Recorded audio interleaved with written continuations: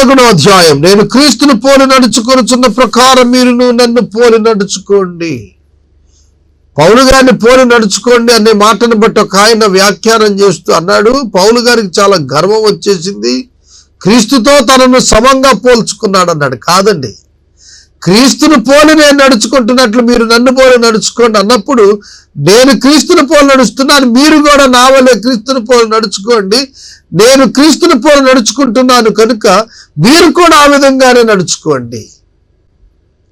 కనుక నన్ను పోలి నడుచుకోండి అన్నప్పుడు పౌలును కాదు, పౌలు ఏ క్రీస్తును పోలి నడుచుకుంటున్నాడో దానిని. కనుక పౌలు యాక్యురేట్గా ప్రభు మనస్సును పోలి నడుచుకుంటున్నాడు. దావీదు దేవుని హృదయానుసారుడు. పౌలు గారు ప్రభు మనస్సును ఎరిగి ఆయన చిత్తం ప్రకారం నడుచుకుంటున్నాడు. ఆయనకు మహిమ తేటగా నడుచుకున్నాడు. అందుకే తనను మాదిరిగా పెట్టుకొని వచ్చుననేది చెప్తున్నాడు. మీరు అన్ని విషయాల్లో నన్ను జ్ఞాపకం చేసుకొనొచ్చు, నేను మీకు అప్పగించిన కట్టడలను గైకొనుచున్నారని మిమ్మల్ని మెచ్చుకొనుచున్నాను. ప్రతి పురుషునికి శిరస్సు క్రీస్తనియు, స్త్రీకి శిరస్సు పురుషుడనియు, క్రీస్తుకు శిరస్సు దేవుడనియు మీరు తెలుసుకోవాలని కోరుతున్నాను. ఏ పురుషుడు తల మీద ముసుగు వేసుకుని ఆ ప్రార్థన చేస్తాడో ప్రవచిస్తాడో ఆ పురుషుడు తలను అవమానపరుస్తున్నాడు. ఏ స్త్రీ తల మీద ముసుగు వేసుకోకుండా ప్రార్థన చేస్తుందో ప్రవచిస్తుందో ఆ స్త్రీ తన తలను అవమానపరుస్తుంది. ఏలయనగా అది ఆమెకు క్షవరము చేయబడినట్టుగానే ఉండును. స్త్రీ ముసుగు వేసి కొనని ఎడల ఆమె తల వెంట్రుకలు కత్తిరించుకోవాలి. కత్తిరించుకున్నటైన క్షవరం చేయించుకుంటే స్త్రీకి అవమానమైతే ఆమె ముసుగు వేసుకొనవలెను. పురుషుడైతే దేవుని మహిమా పోలిక ఉన్నాడు కనుక తల మీద ముసుగు వేసుకోకూడదు. కానీ స్త్రీ పురుషునికి మహిమయే ఉన్నది. ఏలైనగా స్త్రీ పురుషుడి నుండి కలిగిన గాని పురుషుడు స్త్రీ నుండి కలగలేదు. మరియు స్త్రీ పురుషుని కొరకు గాని పురుషుడు స్త్రీ కొరకు సృష్టింపబడలేదు. ఇందువల్ల దేవదూతల బట్టి అధికార సూచన స్త్రీకి తల మీద ఉండవలెను. అయితే ప్రభువునందు స్త్రీకి వేరుగా పురుషుడు లేడు, పురుషునికి వేరుగా స్త్రీ లేదు. స్త్రీ పురుషుని నుండి ఎలాగో కలిగిన అలాగే పురుషుడు స్త్రీ మూలముగా కలిగిన కానీ సమస్తమైనవి దేవుని మూలముగా కలిగినవి. మీరే యోచించుకోండి. స్త్రీ ముసుగులేనిదై దేవుని ప్రార్థించడం తగునా? పురుషుడు తల వెంట్రుకలు పెంచుకున్నట్టు అతనికి అవమానం అని స్వభావ సిద్ధంగా మీకు తోచును కదా. స్త్రీకి తల వెంట్రుకలు పైట చెంగుగా ఇయ్యబడిన గనుక ఆమె తల వెంట్రుకలు పెంచుకున్నట ఆమెకు ఘనము. ఎవడైనాను కళాప్రియుడిగా కనపడిన మాలోనైనను దేవుని సంఘములోనైనను ఇట్టి ఆచారం లేదని వాడు తెలుసుకొనవలెను.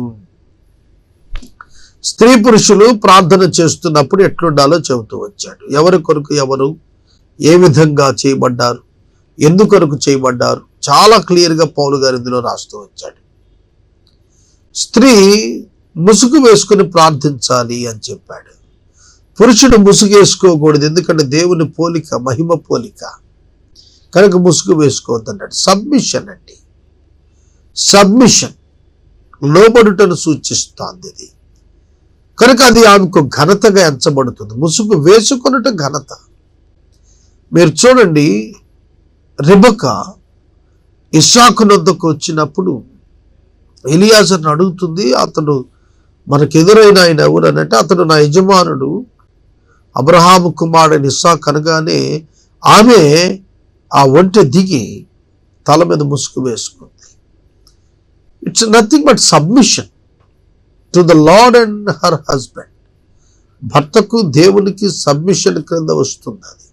కనుక అలా ప్రార్థన చేయాలి ఖచ్చితంగా అనేది పౌలు గారు చెప్పాడు.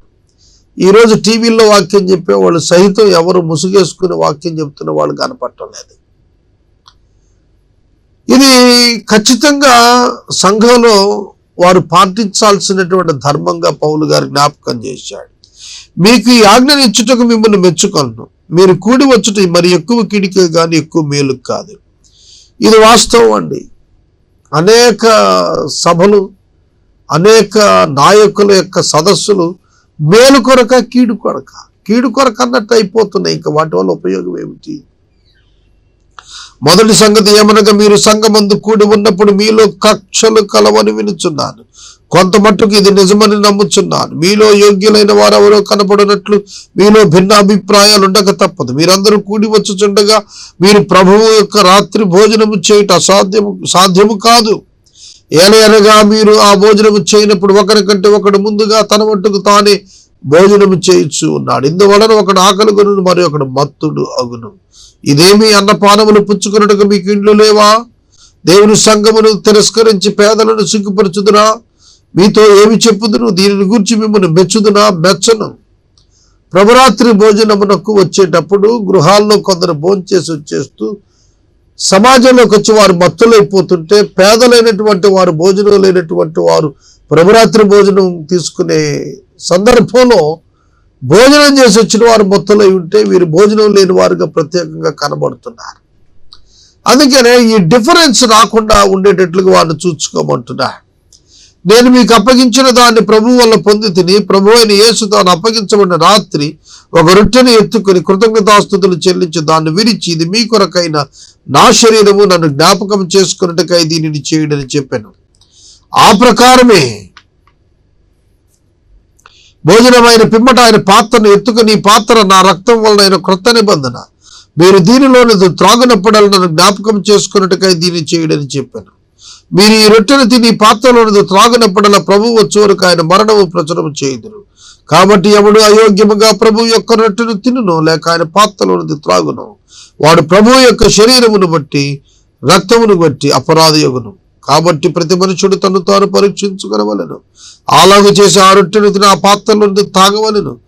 ప్రభువు శరీరమని వివేచింపక తిని త్రాగువాడు తనకు శిక్షావిధి కలుగుటకే తిని త్రాగుచున్నాడు. ఇందువలననే అనేకులు మీలో బలహీనులను రోగులనై ఉన్నారు, చాలా మంది నిద్రిస్తున్నారు. అయితే మనలను మనమే విమర్శించుకుని ఎడల తీర్పు పొందకపోవుదుము. మనము తీర్పు పొందిన ఎడల లోకముతో పాటు మనకు శిక్షావిధి కలగకుండానట్లు ప్రభువు చేత శిక్షించబడుచున్నాము. కాబట్టి నా సహోదరులారా, భోజనము చేయుటకు మీరు కూడి వచ్చినప్పుడు ఒకరి కొరకు ఒకడు కనిపెట్టుకుని ఉండండి. మీరు కూడి వచ్చుట శిక్షావిధికి కారణము కాకుండానట్లు ఎవడైనాను ఆకలిగొని ఎడల తన ఇంటనే భోజనము చేయవలెను. నేను వచ్చినప్పుడు మిగిలిన సంగతులను క్రమపరిచెదను.